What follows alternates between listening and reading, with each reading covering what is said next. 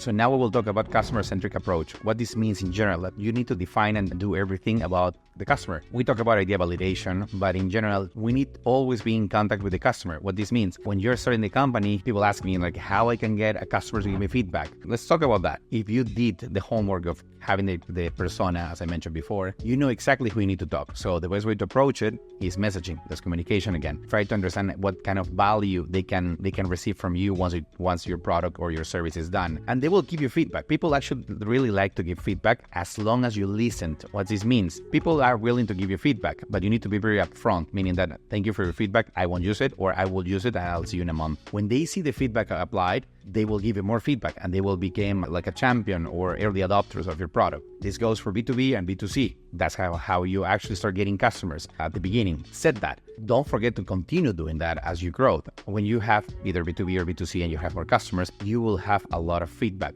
Then is the art of how I listen to the real feedback and how I eliminate the noise, because you will have feedback from all kinds and all topics. You need to be very careful with that because that will break it or make it in a way. Why? Because if you have a lot of feedback, how you categorize, how you make a roadmap of that, because that will help you. So always have the customer in the middle of everything. If you write questions on this video, we'll be able to address it in a follow-up. I don't want to go deep, but always try to have your users in the center of your product or solution. Remember, you have a problem for a user, for someone. If you miss that connection, you will have an issue. Sometimes we develop products or software not for the person who is going to use it.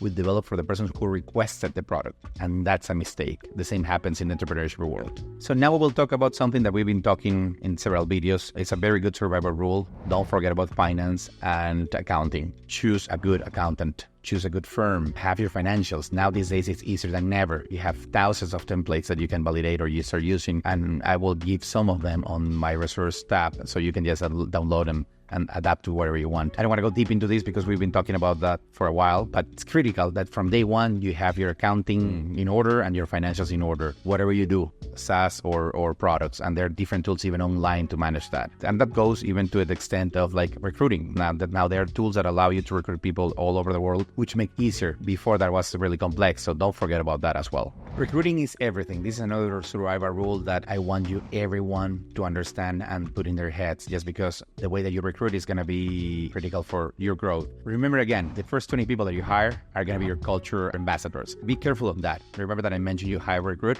that I take a lot of time. You can choose whatever process you want, but be sure that you have good people. And this happened to me. We were growing really fast and our process was slow, and that's fine. I like it that way. But we were like getting requests from customers to build more projects, so we need to hire more people. And then we make one mistake. I was looking for A players.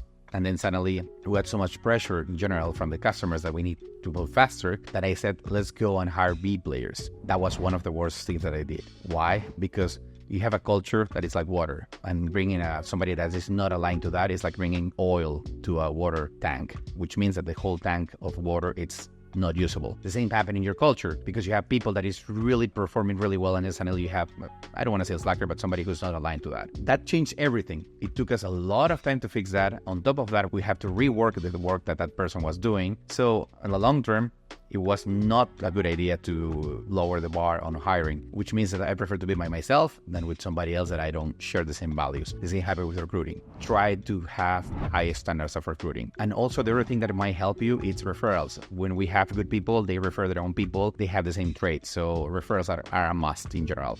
Hope that helps. Now we will talk about digital tools. This is something that many people ask me, and I think there is a lot of value of understanding my experience or the different tools that I use. I will give a lot of resources extra on the tab. But in general, you will see that there are some tools that might work for everybody, and then I will do the tools that they work specifically for what I'm doing. I'll start with the basic ones. Most of you have to incorporate in the US if you're scaling, so QuickBooks is a must. I know that people will say QuickBooks only works for small companies, but yeah, everybody can manage QuickBooks. It's easy, and eventually you will use NetSuite or whatever you want, but QuickBooks is one of them. Then for tools, it depends on your taste, on how complex you want to be. You can use Basecamp, Trello. Myself, I love Trello with all integrations with Zapier and Slack, among others. Then it's 90, a tool that is based on the entrepreneurial operating system, which is a great tool. It won't work for every company, but I recommend that you glimpse it at least, and you can decide if it works for you or not. I use it for some companies, as I mentioned. But the best about this are the integrations. So whatever you do, try to integrate all these tools, and it will depend because, of course, you have Canva, you have Notion, among others, depending if you're going more into whatever area you're doing. Balsamiq is one of the good ones that I recommend to use, or Assure, that also for prototyping. Among all the AI tools today that you can use, from Midjourney to the ones that will help you to create